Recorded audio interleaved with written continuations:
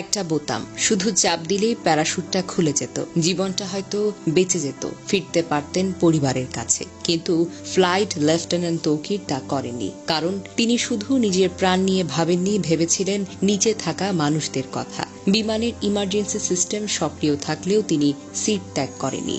শেষ মুহূর্ত পর্যন্ত চেষ্টা করে গেছেন বিধ্বস্ত হওয়ার আগেই ফাঁকা জায়গায় নিয়ে যেতে। তিনি জানতেন তার এই যুদ্ধ বিমান যদি কোনো জনবহুল এলাকায় পড়ে আরো অনেক প্রাণ যাবে। এই সাহসিকতা, এই আত্মত্যাগ কোনো শব্দে সম্পূর্ণ বর্ণনা করা যায় না। তৌকিরের যে বিমানটি বিধ্বস্ত হয়েছে সেটি ছিল বেশ পুরনো F-7BGI, একটি যুদ্ধ বিমান যার স্থান আধুনিক যুগে আর নেই। তবুও এই বাতিল বিমান দিয়ে চলছিল প্রশিক্ষণ, কারণ দুর্নীতি আজও উড়ে বেড়ায় বাংলাদেশের আকাশে, আর সেই দুর্নীতির বোঝা বয় আমাদের মতো সন্তানেরা। তৌকির আকাশে মারা যাননি, তিনি মরে গিয়েছিলেন বহু আগে। যেদিন বাজেট চুরি হয়েছিল, যেদিন সিদ্ধান্ত হয়েছিল 1970 দশকের বাতিল যুদ্ধ বিমান দিয়েই হবে প্রশিক্ষণ, এই সিস্টেম তাকে দেয়নি কিছুই। না দিয়েছে সুরক্ষা, না দিয়েছে বিকল্প, না দিয়েছে আধুনিক কোনো যন্ত্রপাতি। তাকে দিয়ে গেছে কেবল ঝুঁকি, মরিচা ধরা লোহা আর নিশ্চিত মৃত্যু। তবু তিনি পিছু হটেননি।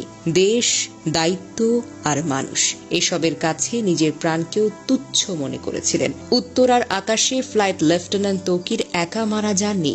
এই ভয়াবহ দুর্ঘটনায় আরো অনেক প্রাণ ঝরে গেছে। আমরা গভীরভাবে শোকাহত। শহীদ তৌকির সহ সকল নিহতের আত্মার মাগফিরাত আমরা কামনা করি। আহতদের জন্য দোয়া করি, আল্লাহ যেন তাদের দ্রুত আরোগ্য দান করেন। আমাদের একটাই প্রার্থনা, আর যেন কোনো তরুণ তৌকিরকে একটা মরিচে ধরা যুদ্ধ বিমানের সঙ্গে জীবন বিসর্জন দিতে না হয়।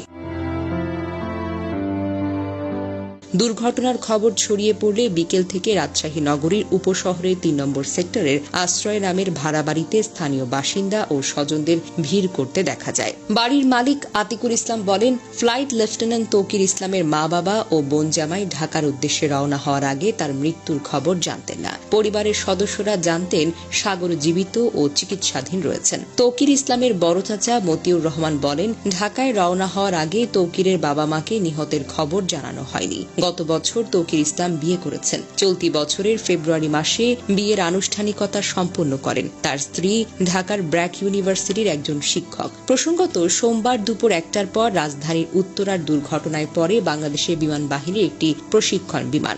বিমানটি উত্তরার মাইলস্টোন স্কুল অ্যান্ড কলেজের একটি ভবনে গিয়ে পড়ে যায় এবং বিধ্বস্ত হয়। সঙ্গে সঙ্গে বিমান ও স্কুল ভবনটিতে আগুন ধরে যায়। যে ভবনে এটি বিধ্বস্ত হয় সেখানে বহু স্কুল পর্যায়ের শিক্ষার্থী ছিল, যাদের বেশিরভাগই হতাহত হয়েছে।